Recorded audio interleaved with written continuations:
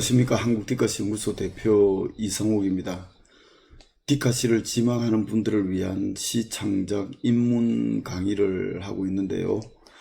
제가 쓴 시창작 입문이라는 이 책을 읽으면서 보충 설명하는 방식으로 강의를 진행하고 있습니다. 이 시간은 시 쓰는 순서에 대해서 말씀을 드리겠습니다. 첫 번째로 시 쓰는 순서 1, 시의 종자를 구하자라는 테마입니다. 한 편의 시가 완성되기까지 시는 다르겠지만 몇 가지 단계를 거치는 것은 분명합니다. 일반적으로 시인이자 비평가인 루이스가 지적한 바와 같이 시의 씨앗을 얻는 단계, 씨앗의 성장과 발전 단계, 구체적 표현 단계, 이렇게 세 가지로 나눕니다만 여기에다가 물론 고쳐 쓰기의 과정도 포함되어야 되는 것이죠.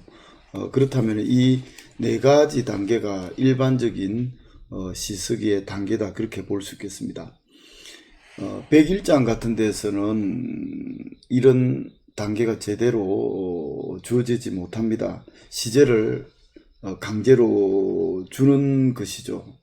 시상을 직접 그러니까 여기서 시상이라 하면 시의 종자를 직접 구하는 것이 아니라 강제로 이제 종자를 백일장 같은 데서는 지어준다는 것이 되겠습니다. 그래서 아무래도 이것은 자연스러운 시쓰기의 방법이라고 할 수는 없을 것입니다. 그래서 백일장 같은 데서 장원을 한다고 그 사람이 뛰어난 시적 재능을 지닌다고 그렇게 단정적으로 말할 수는 없을 것입니다. 백일장 같은 데서 나가서 꼭 수상을 하지 못한다 할지라도 얼마든지 시적 재능을 지니는 사람이 있는 것이죠. 백일장 같은 경우에는 억지로 주어지는 그런 종자에다가 그걸 시적 창작에 충분한 과정을 거치지 않고 한정된 시간에 강제로 써서 만들어진 그런 시는 어떻게 보면은 시의 사사나이거나 미숙가일 가능성이 굉장히 높다는 것입니다. 씨앗이 흙에 뿌려지고 싹이 나고 줄기가 자라 잎이 나고 꽃이 피고 열매 맺는 그런 일련의 과정처럼 시쓰기도 그런 정상적인 과정을 거치는 것이 바른 창작 자세다, 그렇게 말할 수 있을 것입니다. 물론 적흥시처럼 순간적으로 시를 영감에 의해서 바로 완성할 수도 있겠지만 일반적인 시 창작 과정은 그렇지 못하다는 것입니다. 디카시 같은 경우에는 이런 문자시 쓰기와는 좀 다른 국면인 것을 이미 말씀드렸습니다. 디카시는 극순간 멀티언어 예술이기 때문에 시 창작 과정이 이렇게 압축되어 나타난다고 그렇게 볼 수 있는 것이죠. 그러면 시에서 종자는 무엇인가를 살펴볼 필요가 있습니다. 시의 종자는 시상의 핵이다, 이렇게 말해도 좋습니다. 그러니까 시의 생명의 씨앗은 사람으로 치면은 뭐 정자와 난자가 이렇게 결합되는 어떤 그런 생명의 수태와도 같은 것이죠. 그러니까 시의 씨가 순간적으로 포착 혹은 착상되기 위해서는 여기도 영감이 필요하다고 보는 것입니다. 그럼 그 영감은 어떻게 찾아오는 것인가 를 생각해 봐야 되는데, 영감은 신비한 것이기 돼서 이걸 과학적으로 정확하게 설명할 수 있는 것은 아닙니다. 그런데 영감을 너무 거창하게 생각하고 어렵게 생각할 필요도 없습니다. 그냥 갑자기 내리를 스치는 그런 특별한 생각이나 느낌이나 강렬한 인상 이런 것이 결국은 그 작용함으로써 어떤 깨달음이나 사물의 본질 이런 것들이 환하게 드러나는 그런 순간이 바로 영감의 작용으로 볼 수 있고 시의 종자를 확보하는 것으로 그렇게 볼 수 있겠습니다. 이에 대한 예로서 박노해의 투혼의 기도를 한번 읽어보면서 이 시의 종자를 구하는 문제를 한번 더 자세하게 살펴보겠습니다. 투혼의 기도, 박노해. 가지런히 쌓아놓은 무단에서 머리마다 푸른 무층이 다시 돋네. 누워서도 위로 피어 올리는 저건 욕망이 아니다. 저건 오기도 아니다. 쓰러져도 버릴 수 없는 희망, 패배해도 멈출 수 없는 걸음, 최후까지 피어 올리는 푸른 목숨, 하늘 향한 투혼의 기도이다. 이 시에서 그러면 시의 종자는 무엇인가, 어떻게 시의 종자를 구했는가를 한번 생각해 보면요. 밭에서 무를 수확해서 집안에 가져와 쌓아둔 무단에서 시인은 무층이 돋는 모습을 보고 그 순간 시인의 내리를 스치는 뭔가 강렬한 어떤 그런 느낌,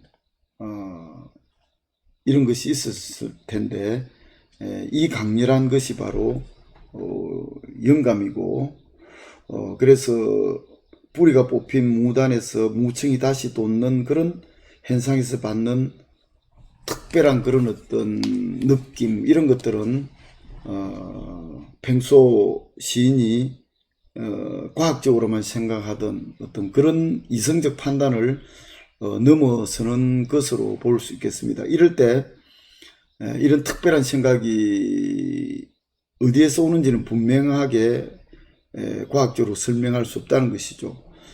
이런 특별한 느낌이 종자로 발전한다는 것인데요. 그 생명이 끊어진 것 같고 이제 뿌리가 뽑혀 가지고 이제 뭔가 판매를 하기 위해서 혹은 저장을 하기 위해서 쌓아놓은 거기에서 다시 무층이 돋는 것에서 강렬한 어떤 그런 생명의식, 시는 이것을 기도라고 이렇게 투혼의 기도라고 이렇게 이미지와 의미화하고 있는데, 이 특별한 어떤 그런 느낌, 이것이 바로 거기에서 이제 시의 종자를 구한 것이라는 것인데, 시의 종자는 사람에 따라 다르겠지만 일반적으로는 이미지나 관념 혹은 무의식 중의 생각 등 다양한 형태로 나타날 수가 있습니다. 그것이 어떤 형태든 모두 특별한 어떤 그런 것임은 분명합니다. 사실 일상의 삶에 매이다 보면은 시의 종자를 찾기가 상당히 힘듭니다. 매너리즘에 빠져 있기 때문에 그렇습니다. 머릿속에 어떤 세속적 욕망이나 맹리나 이런 것으로 가득 차 있다면 뭔가 어떤 특별한 그런 시적인 영감이 찾아오기는 좀 힘들겠죠. 그래서 세속의 끈을 잠시 놓아두고 한 번씩 시를 찾아 떠나는 그런 여행이 필요하기도 하죠. 먼 곳으로 훌쩍 떠나서 낯선 풍광을 보고 사색에 잠기기도 하면서 세속의 때를 씻어내고 그러다 보면은 시도 찾아올 수가 있을 겁니다. 그렇다고 시를 쓰겠다고 하자가 아니고 화가가 스케치 여행을 떠나듯이 꼭 떠나야만 시가 찾아오는 것은 물론 아니죠. 먼 곳으로 여행을 떠나지 않더라도 시가 찾아올 수 있는 그런 어떤 조그만 마음의 공간을 마련하면 될 것입니다. 일을 하다가 잠시 커피를 마시는 틈을 갖는다든지, 아니면 퇴근길에 버스 속에서 바깥 풍경을 바라볼 수 있는 그런 잠시의 여유만 가져도 시는 가까이 찾아올 것입니다. 개인에 따라 시가 찾아오는 장소나 때가 다르기 때문에 무엇이라고 한마디로 시를 어떻게 즉 시의 종자를 어떻게 구한다, 이런 것들을 한마디로 과학적으로 말할 수는 없을 것입니다. 늘 마음 한켠은 시가 찾아올 수 있는 어떤 그런 공간을 이렇게 비워두는 것이 좋지 않을까. 그런데 시를 쓰겠다고 꼭 어떤 마음의 여유, 어떤 하던 일을 멈추고 뭔가 사색의 시간을 가져야만 시의 종자가 찾아오는 것은 아닐 것입니다. 어떤 삶의 현장 속에서 열심히 일하는 가운데 문득 시의 영감이 찾아올 수도 있고, 그런 가운데서 시의 종자를 구할 수도 있는 것일 것입니다. 그런데 시의 종자가 영감에 의해 포착되었다 하더라도 그것은 매우 불완전한 것이라는 것을 명심해야 할 것입니다. 철새도 깨끗한 수원지에 찾아오지만 그 철새는 그렇게 오래 머물지 않습니다.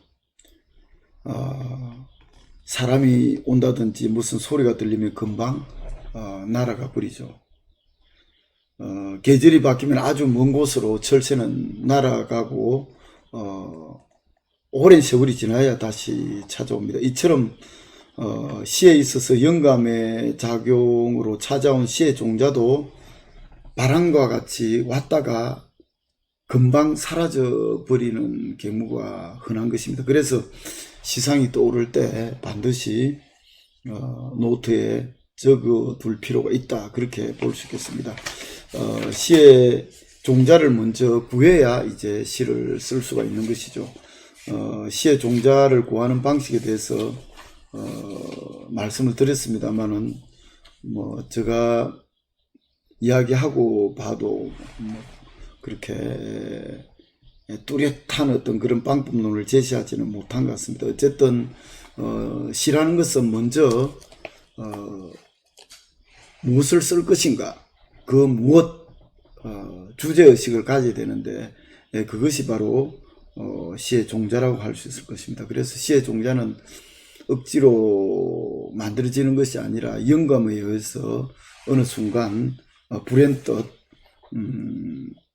강렬한 느낌이나 강렬한 인상, 이런 것으로 찾아온다는 것이죠. 그래서 그것이 바로 시가 찾아오는 것이라고 생각하고 그것을 소중히 여기고 그것을 이제 잘 받아들여서 잘 메모하고 잘 보관해 둬야 된다. 그것이 바로 시의 종자 구하기다. 시가 찾아와도 시가 오는 줄 모르고 그냥 예사로 넘기는 경우가 대부분인데, 먼저 시를 쓸 때는 시를